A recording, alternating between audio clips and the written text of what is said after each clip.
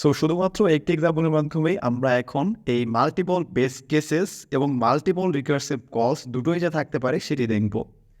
So আমাদের এক্সাম্পলটির জন্য আমরা বেছে নিয়েছি এই প্রবলেমটি, সেটি হচ্ছে ফিবোনাক্সি নাম্বার প্রিন্ট করতে হবে, nth-তম ফিবোনাক্সি নাম্বার প্রিন্ট করতে হবে আমাদের, বা রিটার্ন করতে হবে বেসিক্যালি ফাংশনের মধ্যে। সো এর জন্য ডিফাইন করে নিচ্ছে ফার্স্টে ফাংশনের মধ্যে আমরা অবশ্যই একটি মাত্র প্যারামিটার দিব, যেটি সেটি হচ্ছে বেসিক্যালি এই n, অর্থাৎ nth টার্মটি আমাকে প্রিন্ট করতে হবে। অ্যান্ড আমরা যদি ফিবোনাক্সি সিরিজের দিকে তাকাই সেক্ষেত্রে দেখতে পাচ্ছি এটা হচ্ছে বেসিক্যালি দ্য ফিবোনাক্সি সিকোয়েন্স। এই ফিবোনাক্সি সিকোয়েন্সে আমরা যদি এই এলিমেন্টটি দেখি সেটা হচ্ছে 0th element, 1th element and হচ্ছে 2nd এলিমেন্ট। বেসিক্যালি এগুলোর মধ্যে যদি আমরা ভালোভাবে লক্ষ্য করে থাকি আমরা দেখতে পাচ্ছি যে এই যে 0 প্লাস 1 সেক্ষেত্রে কিন্তু 1, এই 1ই কিন্তু এখানে চলে গিয়েছে, এবং এই যে 1 and 1 equals 2, 1 plus 1 equals 2, and এই 2 কিন্তু এখানে। সিমিলারলি এখানে 1 plus 2 equals 3, এই 3 কিন্তু এখানে। So this is basically the pattern. And তাহলে nth টার্মের যে ফর্মুলাটি সেটি হচ্ছে ডেফিনেটলি এটা n-1 th n-2 th, এই দুটি টার্মের অ্যাডিশন অথবা summation. So basically this is the formula of bringing out the nth term of a Fibonacci series. So এখন for example আমার randomly fourth টার্মটি লাগবে। fourth টার্মটি লাগলে কী করা লাগবে? আমার fourth টার্মটি যদি আমি বের করতে চাই তাহলে কিন্তু আমাদের এই থার্ড টার্মটি জানা থাকতে হবে। থার্ড টার্মটি বের করতে হলে সেকেন্ড টার্মটি কিন্তু জানা থাকতে হবে। অর্থাৎ এটা টোটালি যে কোনো একটি পজিশনের জন্য আমার কিন্তু একদম শুরু পর্যন্ত ফিবোনাক্সি সিরিজটি জানা থাকতে হবে। র্যান্ডমলি কিন্তু আমরা কোনো একটা ফর্মুলা বসায় দিয়ে একদম ডাইরেক্টলি এই যে nth টার্মটি এটি বের করতে পারবো না, এটা নর্মাল কোনো সিরিজ না। সো এক্ষেত্রে যেহেতু আমাদের একদম বেস কেস পর্যন্ত বা শুরু পর্যন্ত কাউন্ট করে করে যেতে হবে, সেক্ষেত্রে আমরা দুটি অ্যাপ্রোচে যেতে পারি। সেটি হচ্ছে একটি হচ্ছে লুপের সাহায্যে, লুপ ইউজ করে যেটি অ্যাপ্রোচ সেটি, অ্যান্ড সেকেন্ডলি হচ্ছে recursive approach. And recursive approach ব্যবহার করলে অবশ্যই অনেক কম লাইনে কোডটি শেষ করা যাবে। সো যেহেতু আমরা রিকার্শন পারি সেহেতু আমরা রিকার্সিভলি কোডটি ইমপ্লিমেন্ট করলাম।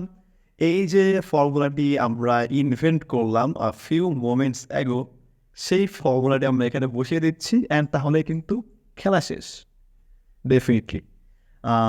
এই হচ্ছে ফিবোনাক্সি n-1, এই হচ্ছে ফিবোনাক্সি n-2। এইটা হচ্ছে এক্সাম্পল। এই যে মাল্টিপল রিকার্সিভ কল যে করা যায় একটি রিকার্সিভ ফাংশনের মধ্যে, আমরা এই মাল্টিপল রিকার্সিভ কলের এক্সাম্পলটি কিন্তু এখানে দেখতে পাচ্ছি। This is that example.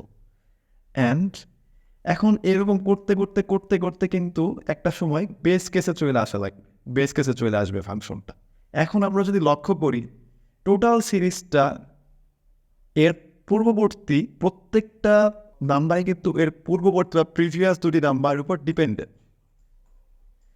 তাহলে এই নাম্বারটা কার উপর ডিপেন্ডেন্ট? এখানে তো জাস্ট 0 আছে, 0 আগে তো কিছু নাই।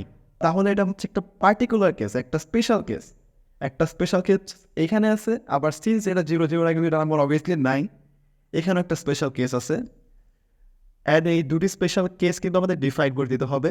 অ্যান্ড এই দুটি স্পেশাল কেস অবশ্যই আমাদের প্রত্যেকবারই যেহেতু পেছন থেকে এখানে আসবে মানে বেস কেসে চলে যাবে, এই দুটি কেস কিন্তু আমাদের এই ক্ষেত্রে বেস কেস।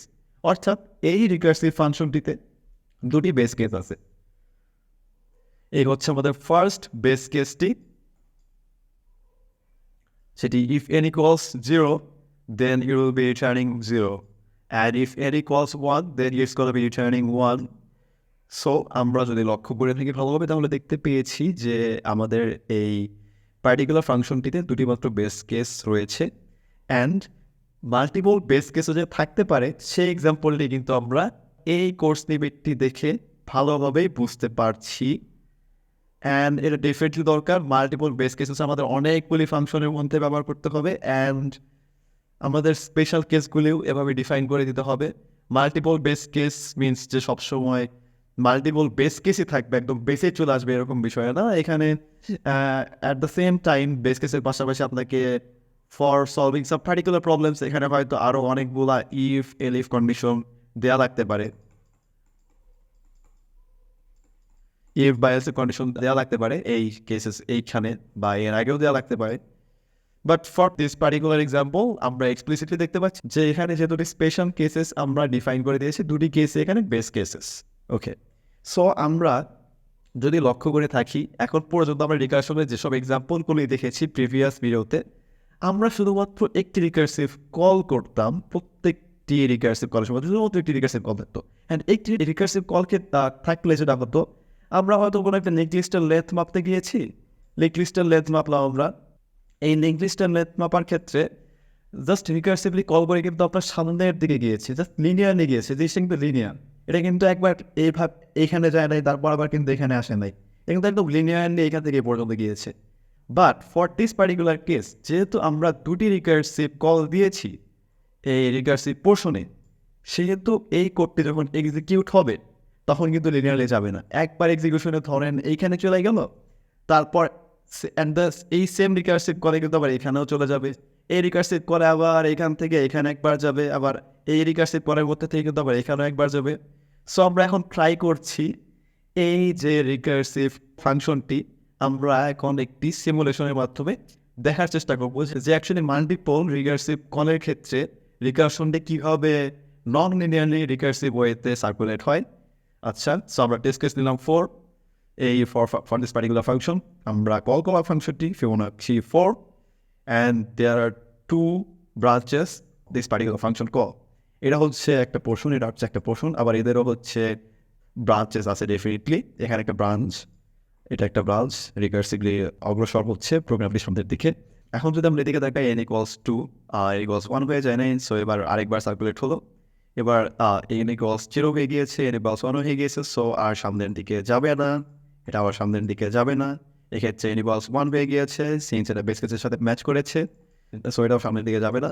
অ্যান্ড এখানে সিন্স n equals 2 আরেকবার এটা অগ্রসর হলো সামনের দিকে, অ্যান্ড তারপর সবগুলি বেস কেসেই হিট করলো, আর সামনের দিকে যাবে না। সো এই যে প্রসেসটা আমরা দেখলাম, বেসিক্যালি এটা হচ্ছে একটা নন লিনিয়ার রিকার্সিভ মুভমেন্ট। আমরা তারপর দেখতে পাচ্ছি এখন পেছনের দিকে যাওয়া শুরু করবে কোডটি আবার। সো এই হচ্ছে back tracking, the code is getting back tracked. তারপর হচ্ছে এই যে 1 এখান থেকে রিটার্ন হয়ে গেল, এখান থেকে 0 রিটার্ন হয়ে গেল, 1 + 0 এইখানে একটা অপারেশন হয়েছে। এই যে রয়েছে একটি অপারেটর, এই অপারেটরটি কিন্তু এখানে অপারেশন করেছে। অ্যান্ড তারপর এখান থেকে কী হবে, 1 + 0 = 1, 1 চলে যাবে এখানে, এখান থেকে 1 চলে আসছে, 1 + 1 = 2, 1 + 1 এখানে 2 চলে যাবে, আর এখান থেকেও যাচ্ছে 1 + 0 = 1। সো এখান থেকে 2 গেল, এখান থেকে 1 গেল, and 2 + 1 = 3। So this is basically how this code did get flow. এখন যদি আমি একটু ইরেজ করে দেই বিষয়টি ভালোভাবে বোঝার জন্য, তাহলে আমরা দেখতে পাচ্ছি যে এই সিমুলেশনটি কীভাবে কাজ করেছে। This is the actual image. Yeah, this is how basically this code did work. I hope all of us have got it. And এর পরের যে লেকচারটি সেটি হচ্ছে রিকার্শনের one of the most important concepts, যেটি সলভ করার পর আমাদের রিকার্শন প্রায় শেষ বলা যাবে ইনশাল্লাহ। And after this problem, I will also share a short problem sheet with you guys. And অবশ্যই প্রবলেম শিটটি সলভ করার পরে কিন্তু নেক্সট লেকচারের দিকে যাওয়া যাবে না।